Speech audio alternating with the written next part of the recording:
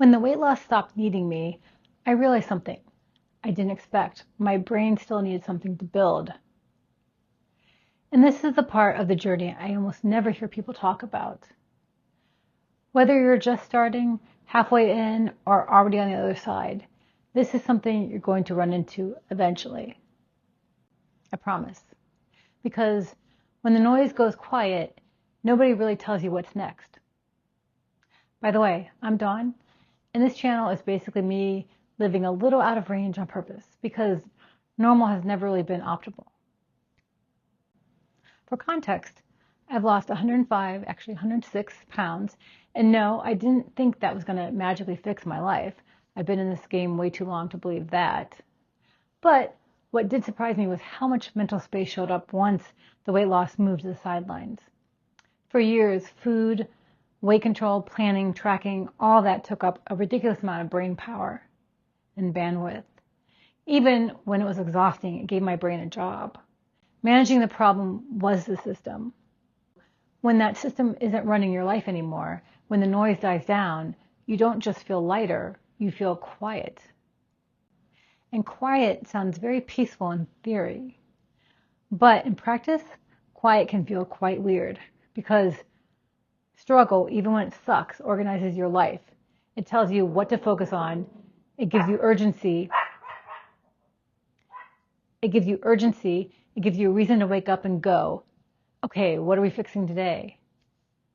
And if you're like me and your brain does not enjoy the being idle part, it's like, okay, so what's next?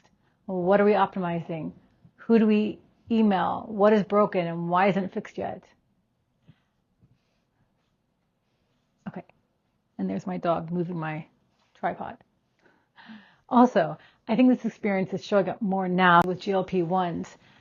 When the food noise quiets and sometimes other compulsive tendencies quiet down too, people suddenly have a lot more mental space than they're used to. And mental space doesn't automatically come with instructions. Some people feel amazing and some people feel totally untethered. And honestly, both reactions make sense because relief is not the same thing as direction. For me, once the weight loss stopped needing me, I didn't feel empty. I felt underutilized. My brain still wanted something to work on, something to build, something to organize around.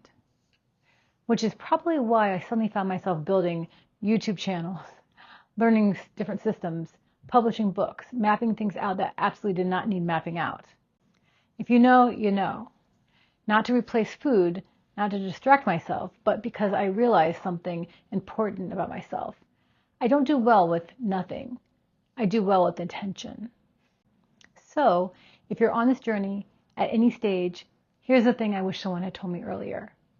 When one big problem stops running your life, it doesn't mean you're done. It means you get to choose what your energy builds next. Silence isn't the goal. Direction is. And that's the part I want to talk more about. How to actually build a life after the struggle isn't front and center anymore. Because the goal was never just to lose the weight. It was to know what to do when you finally have space. Until next time.